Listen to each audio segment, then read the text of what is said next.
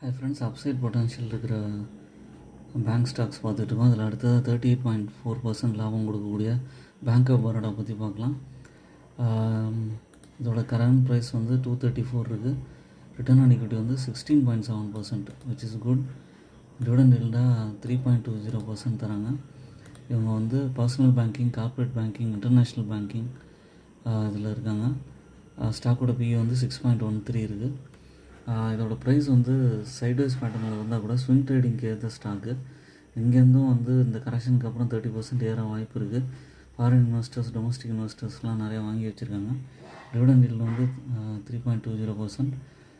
இவங்களோட ரெவன்யூ வந்து 17,000 கோடியிலேருந்து 39,000 கோடி பக்கம் போயிருக்கு, விச் இஸ் குட். லாங் டேர்முக்கு ஏற்ற ஸ்டாக்கு. ஸ்டார் ஹோல்டிங் பேட்டர்னில் கன்சிஸ்டண்ட்டாக ஏறிக்கிட்டு இருக்குது. 3,500 பேர் இருந்தவங்க இப்போ 17 லட்சம் பேர் இருக்காங்க. என்னோடய சேனலை சப்ஸ்கிரைப்